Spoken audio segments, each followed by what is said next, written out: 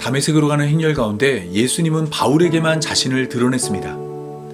많은 사람들이 함께했지만 오직 바울만을 이방인을 위한 사도로 불러주었습니다. 왜 예수님은 여러 사람 가운데 바울만을 택해 이방인을 위한 사도가 되게 하였을까요? 누군가의 말처럼 바울이 잘 준비된 사람이었기에 하나님이 그를 택하신 것일까요? 그렇다면 우리도 잘 준비가 되어야만 하나님의 쓰임을 받는 것일까요? 지금부터 이러한 문제에 대한 답을 사도행전 9장 1절에서 7절의 말씀을 중심으로 함께 살펴보겠습니다.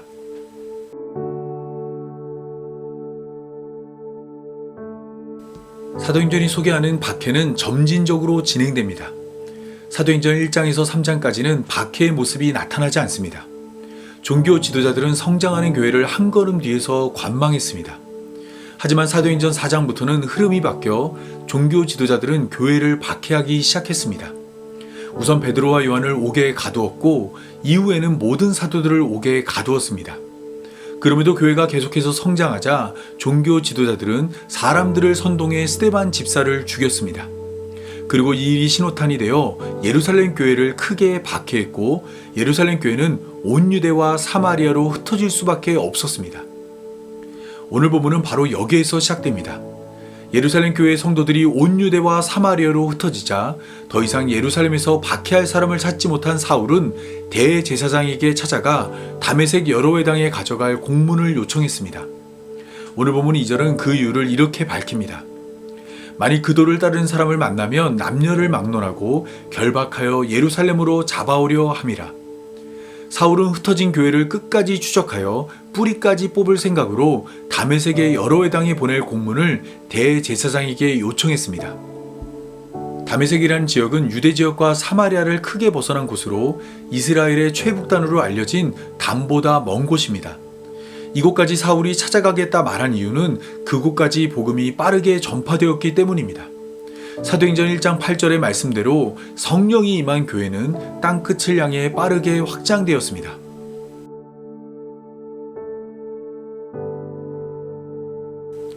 대제사장의 공문을 들고 다메섹으로 가던 바울은 가던 길에서 예수님을 만났습니다. 호련히 하늘로부터 빛이 그를 둘러 비췄고 사울은 땅에 엎어졌습니다. 그리고 이때 소리가 있어 사울아 사울아 내가 어찌하여 나를 박해하느냐 라는 음성이 들려왔습니다. 사울은 이 음성이 누구의 것인지 몰라 주여 누구시니까 라고 물었습니다. 여기서 주여는 통상적으로 위에 사람을 가리키는 말입니다. 누군지는 모르지만 빛과 함께 들려오는 소리가 매우 높은 자의 소리라는 것을 알아차린 것입니다. 사울의 질문에 빛과 함께 임한 소리는 자신의 정체를 드러냈습니다. 그 소리의 주인은 나는 내가 박해하는 예수라 답했습니다. 사울은 분명 교회를 박해했는데 예수님은 사울이 자신을 박해했다 말했습니다. 교회를 자신과 별개의 존재로 생각하지 않고 교회를 자신과 한 몸으로 여긴 것입니다. 자신의 정체를 드러낸 예수님은 사울을 시내로 인도했습니다. 그곳에 가면 사울이 행할 것을 알려줄 사람이 있을 것이라 말했습니다. 여기서 예수님이 말씀하신 시내는 다메섹입니다. 사울은 원래 다메섹에 가서 교회를 박해하는 계획을 가지고 있었습니다. 하지만 예수님에게는 사울을 향한 다른 계획이 있었습니다. 사울을 다메섹으로 불러 그가 어떤 일을 해야 할지 알려줄 사람을 미리 준비해 두었습니다. 예수님이 준비한 사람은 다메섹에 있는 아나니아라는 제자입니다. 예수님은 환상 중에 그를 불러 일어나 직가라는 거리로 가서 유다의 집에서 5사람 사울이라는 사람을 찾으라 명령했습니다. 당시 사울은 교회를 박해하는 자로 악명이 높은 사람이었습니다. 때문에 아나니아는 주여 이 사람에 대하여 내가 여러 사람에게 듣사온즉 그가 예루살렘에서 주의 성도에게 적지 않은 해를 끼쳤고 여기서도 주의 이름을 부르는 모든 사람을 결박할 권한을 대제사장들에게 받았다 말하였습니다. 하나님의 명령에도 불구하고 그를 만나지 않겠다 말한 것입니다. 하지만 예수님은 다시 한번 그를 불러 가라, 이 사람은 내 이름을 이방인과 임금들과 이스라엘 자손에게 전하기 위하여 택한 나의 그릇이라. 그가 내 이름을 위하여 얼마나 고난을 받아야 할 것을 내가 그에게 보이리라 라고 말씀하였습니다. 예수님은 정확하게 사울을 부른 이유를 알려주었습니다. 사울을 복음 증거자로 부르고 그가 고난받을 것을 그에게 보일 것이라 말씀하신 것입니다. 이러한 예수님의 말씀 가운데 나의 그릇이란 표현은 특별한 의미를 지닙니다. 후에 자세히 살펴보겠지만 사도행전 10장을 보면 하늘로부터 내려온 그릇이 하나 등장합니다. 이 그릇은 먹을 수 없는 부정한 음식들로 가득했습니다. 베드로는 그것을 알고 하나님의 명령에도 불구하고 그릇에 담긴 음식을 먹을 수 없다 말했습니다. 하나님의 명령보다 자신의 정결을 지키기 위한 율법을 앞세운 것입니다. 그러나 아나니아는 달랐습니다. 아나니아는 교회를 박해하는 사울이라는 그릇을 거부하지 않았습니다. 사울이라는 그릇이 부정한 이방인을 잔뜩 담아내더라도 개의치 않았습니다. 그에게 있어 자신의 정결을 위한 율법보다 하나님의 명령이 더 중요했기 때문입니다. 따라서 아나니아는 사울을 찾아가 그에게 안수하여 성령이 충만하게 하였습니다. 자신을 죽이기 위해 공문을 받아온 사울을 한몸된 공동체의 일원으로 받아준 것입니다.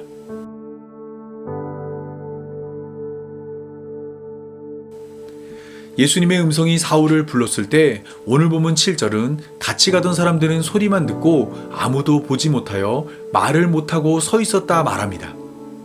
당시 사울은 대제사장의 공문을 받아 다메섹의 성도들을 예루살렘으로 체포해 데려갈 수 있는 병력과 함께 했습니다. 그런데 이들은 사울을 부르는 소리는 들었지만 빛으로 임한 예수님은 보지 못했습니다. 소리만 듣고 보지는 못한 것입니다. 그런데 이러한 설명은 사도행전 22장 9절과 정면으로 충돌합니다. 사도행전 22장 9절은 나와 함께 있는 사람들이 빛은 보면서도 나에게 말씀하시는 이의 소리는 듣지 못하였다라고 말합니다. 이 말씀에 의하면 사울과 함께한 사람들은 빛은 보았지만 소리는 듣지 못했습니다. 빛만 보고 소리는 듣지 못한 것입니다. 이 같은 충돌은 다양한 주장을 불러왔습니다. 많은 학자들이 역사 비평을 통해 자료와 편집의 문제를 제기했습니다. 그에 반해 설교자들은 두 본문의 조화를 위해 다양한 아이디어를 제시했습니다. 이러한 과정 중 가장 보편적인 주장은 소리와 상관없이 일단 빛은 보았다는 주장입니다. 이러한 주장을 하는 이유는 사도행전 26장 13절에서 바울이 아그리빠 왕에게 이렇게 말했기 때문입니다. 정오가 되어 길에서 보니 하늘로부터 해보다 더 밝은 빛이 나와 내 동료들을 둘러 비추는지라.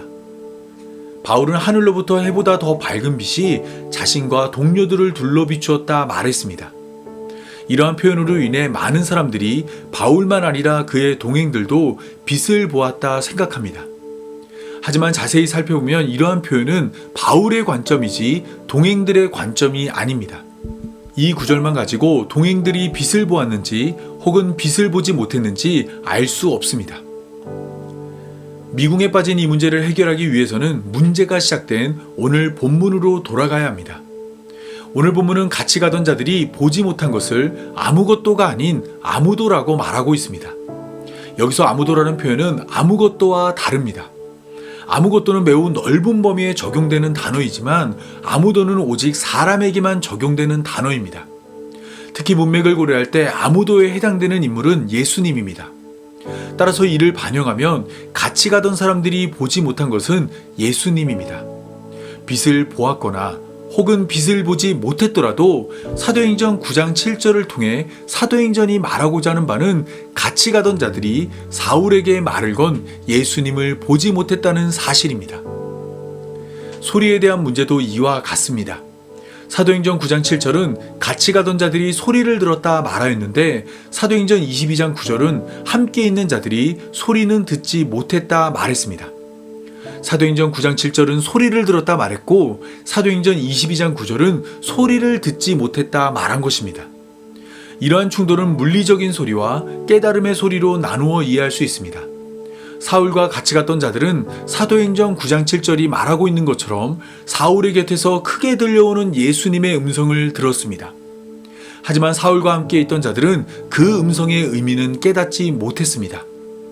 물리적으로 크게 들려오는 소리는 들었지만 그것이 무엇을 말하는지 깨닫지는 못한 것입니다. 이러한 이해는 요한복음 12장 28절에서 30절에도 나타납니다. 예수님이 제자들과 함께 있을 때 하늘로부터 하나님의 음성이 들려왔습니다. 내가 이미 영광스럽게 하였고 또다시 영광스럽게 하리라. 이때 예수님과 제자들은 똑같이 이 음성을 들었지만 제자들은 그 음성의 의미를 깨닫지 못했습니다. 그래서 예수님의 제자들은 하나님의 음성을 천둥이 울렸다고도 하며 또 어떤 이들은 천사가 그에게 말하였다고도 하였습니다. 물리적으로 하늘에서 울리는 소리는 들었지만 그 울리는 소리를 깨닫지는 못한 것입니다. 따라서 사도행전 9장 7절이 말하고자 하는 바는 여러 사람이 함께 다메섹으로 떠났지만 오직 바울만이 예수님의 부름을 받았다는 사실입니다. 같은 목적을 가지고 예루살렘을 떠난 많은 사람들 가운데 오직 바울만 예수님의 음성을 들었고 오직 바울만 밝은 빛으로 임한 예수님을 보았습니다.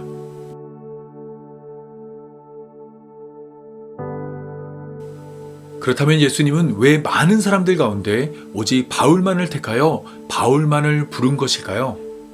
예수님이 바울을 선택한 이유는 무엇일까요? 무엇 때문에 많은 사람들 가운데 바울이 선택을 받은 것일까요? 이러한 질문에 대해 많은 사람들의 대답은 바울은 준비된 사람이라 예수님의 선택을 받았다는 것입니다. 특히 바울의 삶은 이방인을 전도하는 데 최적화되었다 생각합니다. 그 이유는 크게 5가지로 살필 수 있습니다. 그중 첫째는 그가 디아스포라 유대인이라는 사실입니다. 바울은 이스라엘 땅에서 멀리 떨어진 다소라는 지역에서 태어나 그곳에서 성장했습니다. 그렇다 보니 바울에게 이방인은 낯선 존재가 아니라 익숙한 존재였습니다. 둘째는 바울의 유창한 언어 실력입니다. 바울은 유대인의 언어만 아니라 로마의 공용어는 물론이고 로마의 공식적인 문자인 코인의 헬라어도 사용할 수 있었습니다. 셋째는 바울의 학벌입니다. 바울은 최고의 학파로 알려진 가말리알의 제자였습니다. 유대인이라면 누구나 인정하는 높은 수준의 교육을 받았습니다. 넷째는 로마의 시민권입니다. 로마의 시민권은 다양한 특혜를 제공했습니다. 참정권, 투표권, 재산권은 물론이고 정식 재판 절차 없이 고문을 당하지 않으며 십자가형을 피할 수 있는 권리도 가졌습니다. 다섯째는 천막을 만드는 기술입니다. 당시의 천막은 염소의 털 가죽을 이용해 만들었습니다. 뻣뻣하고 거친 가죽에 바느질을 해야 했기에 전문적인 기술이 필요했고 이 기술을 가진 자는 큰 돈을 벌 수 있었습니다. 이처럼 바울은 준비된 자였습니다. 그는 복음을 증거할 여러 가지 조건을 갖추었습니다. 특히 이방인을 위한 사역에 최적화된 모습이었습니다. 그런데 사도행전은 이러한 모습의 바울을 소개하지 않습니다. 우리가 기대했던 준비되어진 바울의 모습은 나타나지 않고 오히려 정반대의 모습으로 바울을 소개합니다. 그 첫 번째 모습은 바울이 그의 스승의 가르침을 따르지 않았다는 것입니다. 바울의 스승 가말리엘은 매우 합리적인 사람입니다. 그는 교회가 사람에게로 났으면 스스로 무너질 것이고 하나님께로부터 났으면 무너지지 않을 테니 이 사람들을 상관하지 말고 내버려두라 말하였습니다. 가말리엘의 관점은 교회를 박해하지 말고 그들을 관망하는 것이었습니다. 하지만 바울은 스승의 가르침을 따르지 않았습니다. 바울은 누구보다 앞서 교회를 박해하는 사람이 되었습니다. 두 번째로 사도행전이 소개하는 바울의 모습은 스데반의 죽음에 책임이 있는 모습입니다. 바울은 사람들이 스데반을 돌로 칠 때 돌을 던지는 사람들의 옷을 맡아주었습니다. 뿐만 아니라 사도행전 8장 1절은 바울이 스데반의 죽음을 마땅히 여겼다 말합니다. 이러한 전개는 바울과 스데반의 죽음을 연결시키는 것은 물론이고 바울이 스데반의 죽음에 책임이 있다는 것을 말해줍니다. 셋째는 바울을 예루살렘 교회의 박해자로 소개하는 것입니다. 스데반의 죽음을 신호탄으로 예루살렘 교회는 큰 박해를 받았습니다. 사도를 제외한 모든 성도가 박해를 피해 온 유대와 사마리아로 흩어졌습니다. 그런데 사도행전 8장 3절은 이러한 박해가 바울의 주도로 이루어졌다 말합니다. 바울이 교회를 잔멸할 새 각 집에 들어가 남녀를 끌어다가 옥에 넘겨주었습니다. 마지막으로 네 번째는 바울이 다메섹까지 교회를 없애러 갔다는 것입니다. 예루살렘 교회가 흩어졌음에도 바울은 여전히 위협과 살기가 등등하여 멀고도 먼 다메섹까지 쫓아가 교회를 없애려 했습니다. 이처럼 사도행전은 예수님을 만나기 전에 바울을 준비된 바울로 소개하지 않습니다. 바울의 출신이나 학벌이나 배경에는 관심을 두지 않고 오히려 바울이 교회를 박해했다는 사실에 집중합니다. 왜냐하면 예수님이 바울을 선택한 이유가 바울의 준비된 삶에 있지 않고 바울을 은혜로 불러주신 예수님에게 있기 때문입니다. 그렇습니다.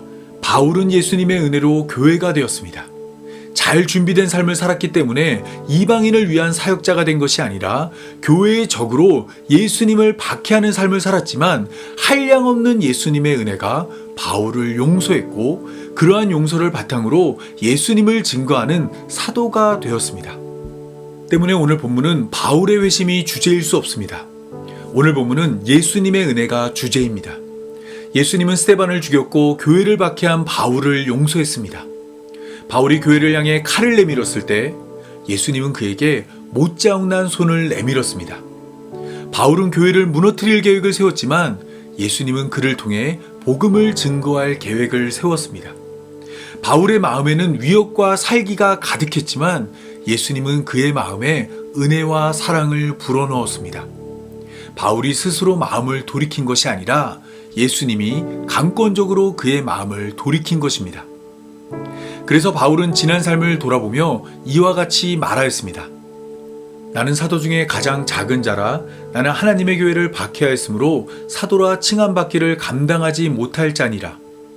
그러나 내가 나된 것은 하나님의 은혜로 된 것이니 내게 주신 그 은혜가 헛되지 아니하여 내가 모든 사도보다 더 많이 수고하였으나 내가 한 것이 아니요 오직 나와 함께 하신 하나님의 은혜로라.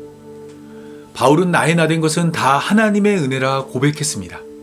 그가 오늘 본문과 같이 교회가 된 것도 하나님의 은혜이고 교회가 되어 복음을 증거한 것도 하나님의 은혜이며 사도라는 직분으로 교회를 세운 것도 다 하나님의 은혜라 말한 것입니다.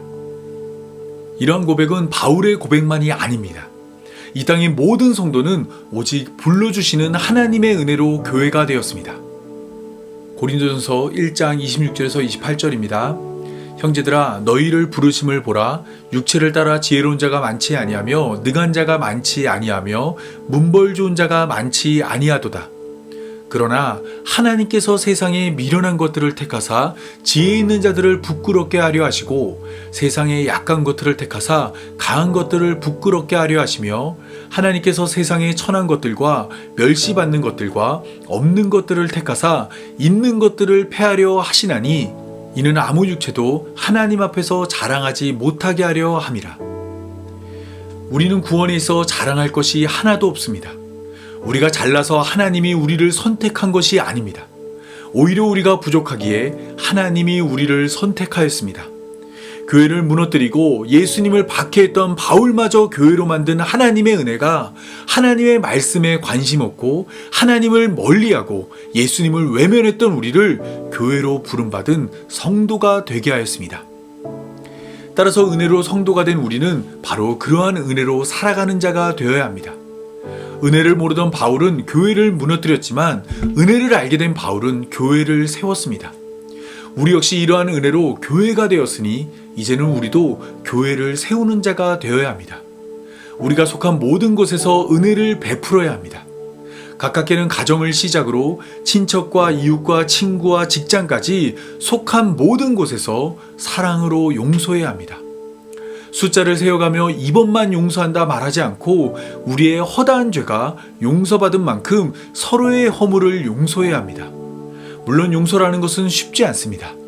하지만 용서라는 것은 사람을 바꾸는 힘이 있습니다. 바울과 같이 결코 돌아서지 않을 자를 돌아서게 만들었습니다. 적이었던 자를 친구로 만들고 미워하는 자를 사랑하는 자로 만들며 남이었던 자를 한 몸으로 만들어줍니다. 교회는 바로 이렇게 세워집니다.